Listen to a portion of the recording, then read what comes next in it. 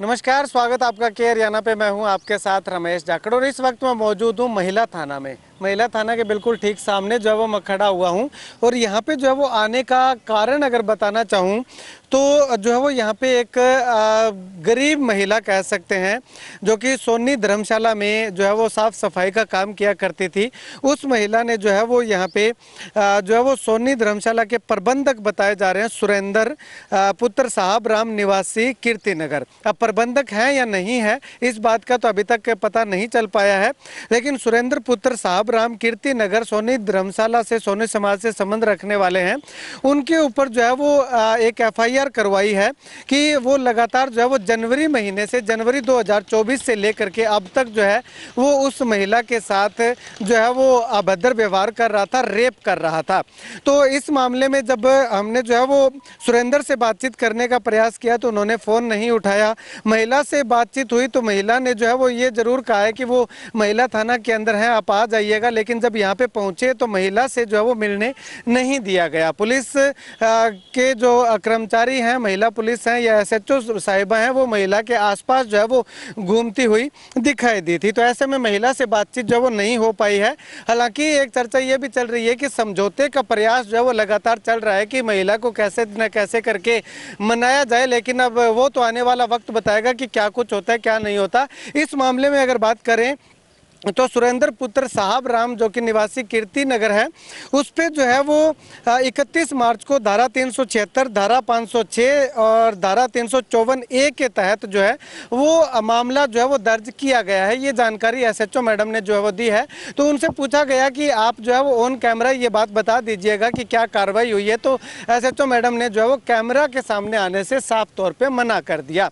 इसके साथ ही पीआरओ साहब से जब बातचीत की गई तो पीआरओ साहब ने एक बार तो फ़ोन उठाया, उसके बाद पीआरओ साहब ने भी जो है वो फ़ोन उठाने बंद कर दिए। व्हाट्सएप कॉल करके जो है वो कुछ हिदायतें जो है वो पीआरओ साहब के द्वारा जो है वो दी गई थी कि ये कोर्ट का मैटर है, हम नाम नहीं दे सकते, ये नहीं कर सकते।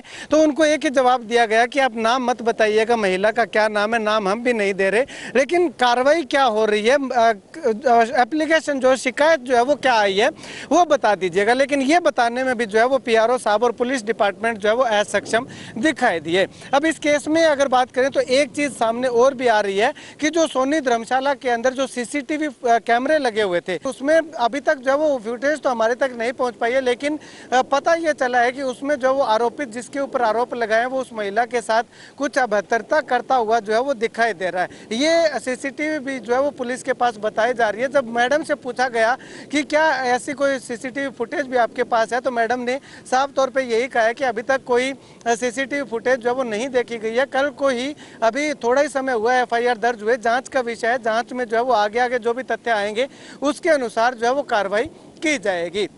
तो ऐसे में सबसे बड़ा सवाल ये उठता है कि सोनी धर्मशाला के जो प्रधान हैं वो प्रधान की नाक के नीचे ये सब कुछ हो रहा था या फिर उनको नहीं पता था। अगर नहीं पता था तो सीसीटीवी कैमरा में आज की बात नहीं है, लगातार जो है वो 3 से 4 महीने का समय जो वो हो चुका है। तो ऐसे में क्या कभी भी उन्होंने सीसीटीवी जो फुटेज नहीं खंगाली। और एक चर्चा और भी आ रही है कि इस महिला ने इससे पहले भी ये मुद्दा जो है वो उठाया था, लेकिन उस मुद्दे को जो है वो दबा दिया गया, बताया जा रहा है। ऐसी सूचनाएं जो है वो आ रही है, क्योंकि एक के बाद एक परतें जो है वो खुलेंगी तो पुलिस जांच के बाद, लेकिन चर्चा जो है वो अभी तक यही चल रही है। लेकिन इससे पहले के मामले को दबा दिया गया। इस बार महिला ने जैसे तैसे करके हिम्मत करके जो है वो पुलिस में आकर के पर्चा दर्ज करवाया और पुलिस ने मामला दर्ज कर भी लिया है। विभिन्न धाराओं के तहत मामला दर्ज करके जाँच शुरू कर दी गई है। अब इसमें क्या जाँच में ये शामिल होता है कि पूरी कार्यकारिणी के साथ साथ अगर बात करें तो प्रधान की भी इसमें संलिप्तता पाई जाती है कि वो भी इस पूरे प्रकरण में जो है वो इनके साथ दे रहे थे या नहीं दे रहे थे, वो आने वाला वक्त बताएगा। फिलहाल जो है वो पुलिस जांच में जुटी हुई है और पुलिस ने जो है वो महिला को जो है वो मीडिया से दूर रखने का काफ़ी प्रयास किया। जैसे ये महिला के पास जाते बातचीत करने के लिए कि आखिर क्या मामला है, तो पुलिस जो है वो यहाँ पे एसएचओ मैडम है वो उसके पास आकर के जो है वो खड़ी हो जाती, जिससे महिला जो है वो अंदर चली जाती और उसके बाद जो है वो एसएचओ मैडम के ऑफिस में जो है वो महिला को बैठा लिया गया। वहाँ से जो है वो बाहर महिला उसके बाद नहीं आ पाई है। अब ऐसे में आने वाले समय में इस केस में क्या कुछ अपडेट रहती है वो भी हम आपको बताएंगे, लेकिन फिलहाल की अगर बात करें तो लगातार जो है वो जो पीड़ित है वो भी एसएचओ मैडम के पास आई हुई है, और इसके साथ अगर बात करें तो जो आरोपी हैं वो पक्ष भी जो है वो एसएचओ मैडम के पास आया हुआ है। यानी कि कुल मिलाकर के कहें तो दोनों तरफ से जो है वो पुलिस की ओर से भी इसको हम कह सकते हैं, और जो आरोपी पक्ष है उसकी ओर से भी कह सकते हैं कि इस मामले को पूरा पूरा दबाने का प्रयास जो है वो किया जा रहा है।